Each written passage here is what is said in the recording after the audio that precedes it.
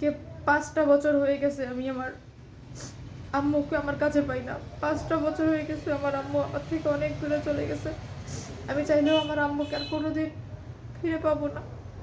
সবার আম্মু আছে, সবার আম্মুর ভিডিও দেখি আমার অনেক খারাপ লাগে যে আমার আম্মু নেই। আমি চাইলেও আমার আম্মুকে কোনোদিনও ফিরে পাবো না। এত এত ঈদ যায়, যাই হোক, এত উৎসব যায়, জন্মদিন যায়, কত কিছু যায়, কিন্তু আমার আম্মু থাকা অবস্থায় কত কিছু করছে আমার জন্য।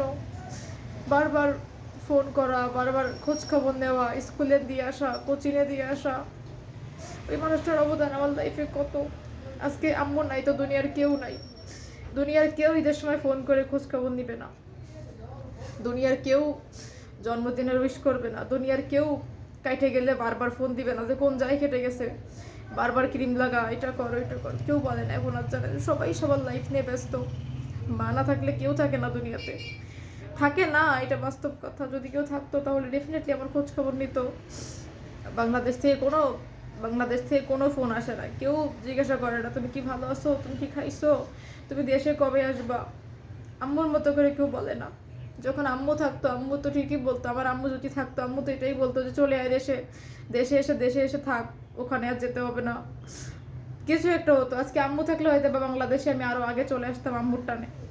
আম্মু নেই, ওরকম আসার মতো ইন্টেনশনও নেই বাংলাদেশে। যে বাংলাদেশের উল্টো কষ্ট, বাংলাদেশে গিয়ে কার কাছে যাবো। আম্মু না থাকলে সব কিছু ফাঁকা ফাঁকা লাগে। আম্মু থাকলে হয়তো বা এয়ারপোর্টে দাঁড়ায় থাকতো আমার জন্য রান্না করতো, যা যা খাইতাম, যা যা পছন্দ করতাম। কিন্তু এখন তো আর সেগুলো কেউ করবে না।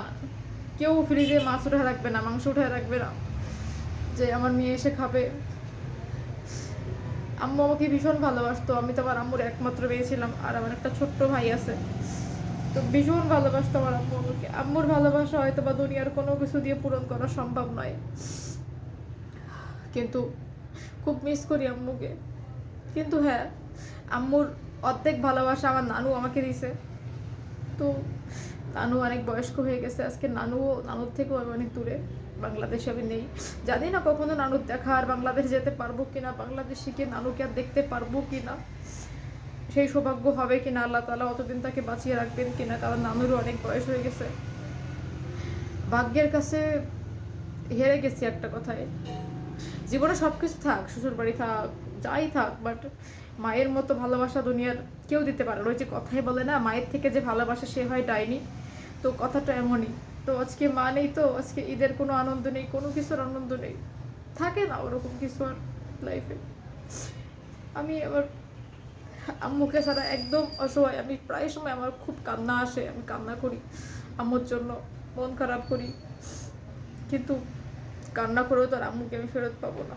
যার মা নেই সে জানে দুনিয়াতে যে মা হারানোর কষ্ট কতটা। দুনিয়ার শত সম্পদ এনে দিলেও মায়ের কষ্ট কোনোদিনও কেউ পূরণ করতে পারবে না। মায়ের অভাব কেউ পূরণ করতে পারবে না। আমার ভীষণ কষ্ট হয় আমার আম্মুর জন্য। আমি আমি ভীষণ পরিমাণে, আমি বলে বোঝাতে পারবো না যে আমার কতটা খারাপ লাগে। আমি এমন কোনো রাত নাই যে আমার আম্মুর স্বপ্ন দেখি না, এমন কোনো রাত নাই। আমার খুব মনে পড়ে যখন ঈদ হতো, আমার আম্মু আমার জন্য চুড়ি, মেহেদি, চাঁদ রাতে সব কিছু কিনতো। এমনও ঈদ গেছে যেখানে আমার আম্মুর কাছে টাকা থাকতো না, আমার আম্মু নিজের কানের দুল বিক্রি করে আমাদের জন্য ড্রেস কিনে আনছে যাতে করে আমাদের ঈদটা হয়। ওরকম খুব বেশি হাই এস্টাবলিশ ফ্যামিলি থেকে আমি বিলং করি না। তো যাই হোক, আল্লাহ সবার ভাগ্যে সব কিছু রাখে না। যার যার মা বেঁচে আছে আল্লাহ সবার মাকে ভালো রাখুক। আর কি বলবো, খুব কষ্ট লাগে যখন সবাই বাংলাদেশে যায়। সবাই আমাকে ফোন করে যে, আমি পাকিস্তানেও তো অনেক অনেক মানুষ আছে আমার পরিচিত, অনেকে দেখি বাংলাদেশে যায়, তো খারাপ লাগে তখন। অনেকে বলে বাংলাদেশে যাচ্ছি, তুমি যাবা কবে। আমি গিয়ে বা কী করবো বলে, আম্মু নেই।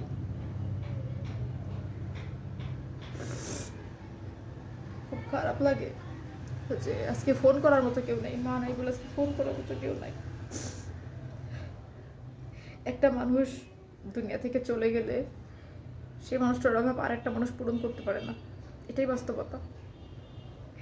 খুব মিস করতেছি আম্মুকে। আমি খুব মিস করতেছি আমার আম্মু। আমার আম্মু নেই, আমি বুঝি যে আমার কষ্টটা অনেক কতটা। সবাই আমার আম্মুর জন্য দোয়া করবেন।